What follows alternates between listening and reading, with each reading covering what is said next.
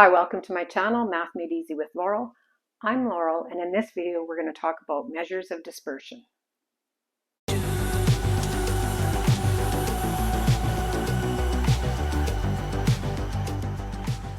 So in my previous video I talked about measures of central tendency, specifically mean, median, and mode.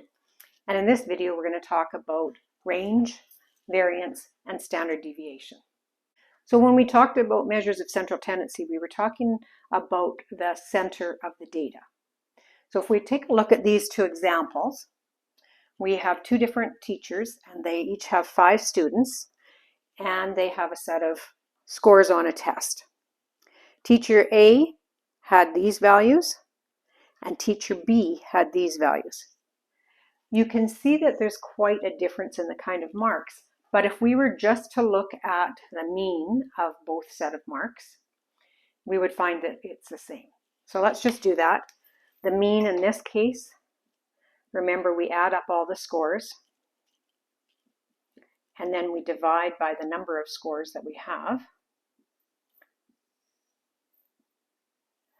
So we would have 350 divided by 5, we would have a mean of 70. If we do the same thing for this set of scores, we would also get a mean of 70. So in both cases, the mean is the same. It tells us what the center of the data is, but there's a lot more going on with the scores than the mean tells us. And that's where we want to get into measurements that tell us about the spread of the data. So these are range, variance, and standard deviation. Just like measures of central tendency tell us about the center of the data, the measures of dispersion tell us about the spread of the data. Let's now take a look at what those definitions are and how to calculate them. The simplest measure of dispersion is what's called range, and it's very easy to calculate. All you do is you take the largest data value and you subtract the smallest. So it's just a difference of the largest and the smallest. So in our example for teacher A, we can see that the range here, the largest mark is 80, the largest score is 80, the smallest score is 60, so we have a range of 20. However, if we were to calculate the range for this set of scores, we would take the highest, which is 100, minus the lowest, which is 35, which gives us a range of 65. So the range is much greater in this set of scores than it was in this set of scores. So that's the simplest measure of dispersion. The next measure of dispersion is called variance, and that's based on the difference between each observation or each score or observation in the data and the mean for that data, also referred to as deviation about the mean. In order to calculate it, we're going to use this formula. The symbol for variance is s squared. And what we're going to do is we're going to take the sum of all of these x values minus the mean and we square it. And when we square it, it doesn't matter if the x value is less than or greater. When we square it, it'll be a positive number. And we're going to take that and we're going to divide by n minus 1.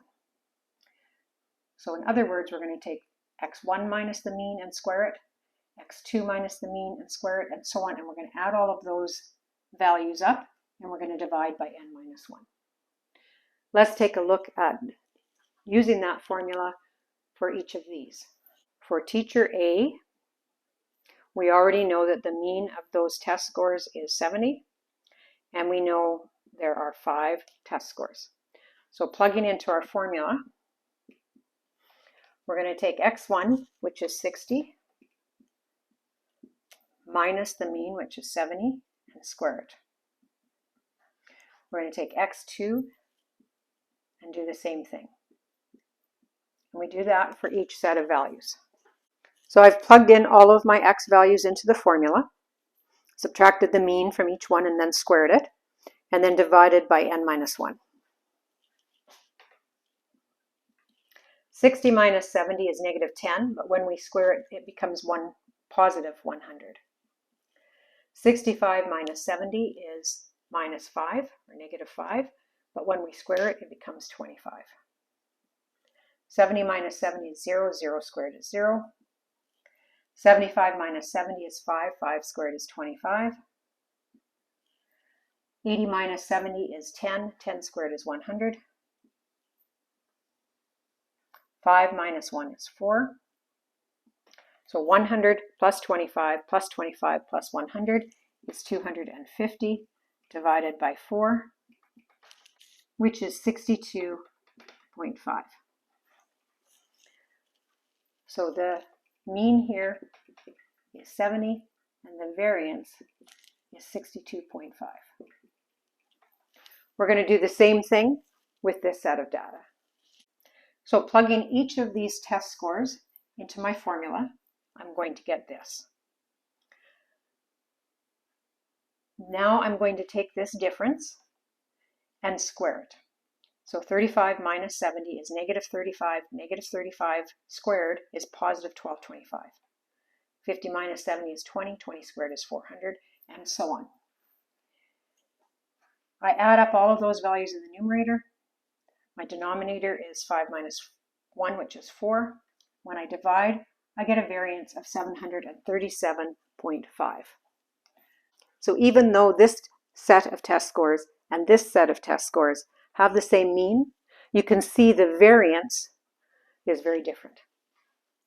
The last measure of dispersion is called standard deviation, and this is actually the most popular measure. It's a very popular way of describing the spread of a set of data, just like the mean is the most popular way of describing the center. Once we have variance calculated, standard deviation is very simple. Standard deviation is simply the square root of variance. So for this example, our standard deviation will be the square root of 62.5.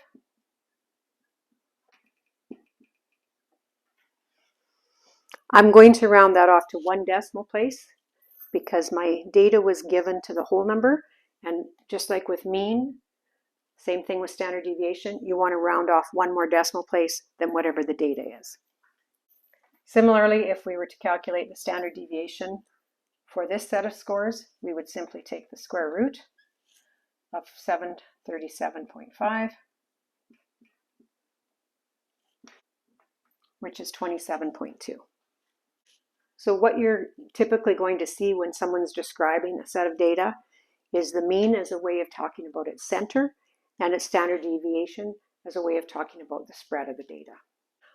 Oftentimes your data isn't presented just as single numbers like that. Often it's in a form of a frequency distribution.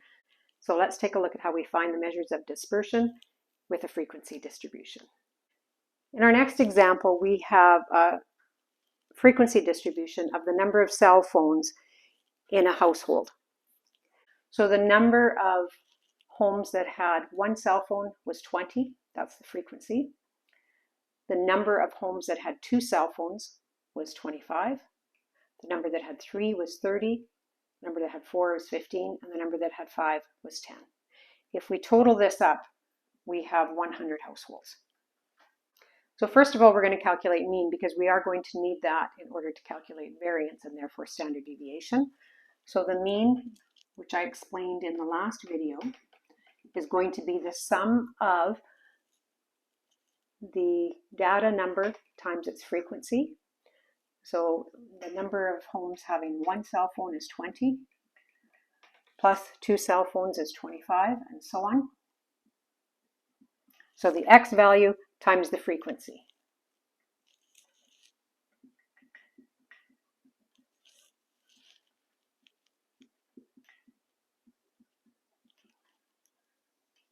Then we divide by the sum of the frequencies, so 20 plus 25 plus 30 plus 15 plus 10.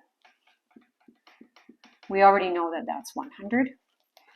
And if we do this calculation in the numerator, we get 270. So 270 divided by 100 is 2.7. So the mean number of cell phones in a household is 2.7. Going through our 3 measures of dispersion, range is the easiest. It's the highest value, so the largest number of cell phones is 5. Subtract the smallest, so it's 5 minus 1, which is 4. The formula for variance is going to look intimidating. It's going to be the sum, that's what that symbol means, of each x value. These are our x values here. These are our frequencies there. So we take each x value and we subtract the mean and we square it, multiplied to the frequency. So we take all of those products and then we take the sum of all of those. And I didn't put I equals 1 to n, just makes it look a little more complicated, so I left that out. We then divide that by the sum of frequencies minus 1.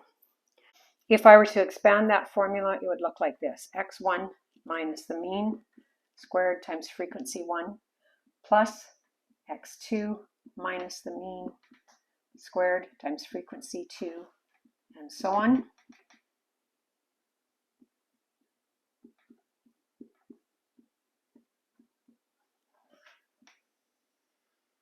Divided by frequency 1 plus frequency 2, and so on, up to Fn, and then minus a 1. So there's our formula. Let's use that now to calculate our variance for this set of data. And remember that the mean we calculated already was 2.7. So to find variance, I take each x value, so x1 is 1, I subtract the mean, which is 2.7, and I square that, and then I multiply by the frequency. I add the next x value minus the mean squared times that frequency, and so on. So that's our numerator, and in the denominator, I already know that this number is 100, but I just put the sum of the frequencies just so you can see what the formula means. I'm just adding up all of these values, and then I subtract 1. When I calculate that value, I should get 1.5253. So that's going to be the variance. Then if I want standard deviation, I simply take the square root of that.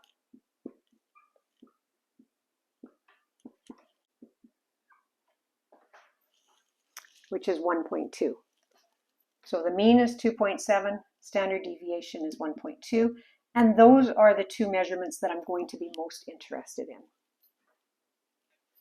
This tells me about the center of the data. This tells me about the spread of the data. Fortunately, there are many tools to help you calculate variance and standard deviation, so you won't have to go through this process usually. But it's important to understand how it's calculated.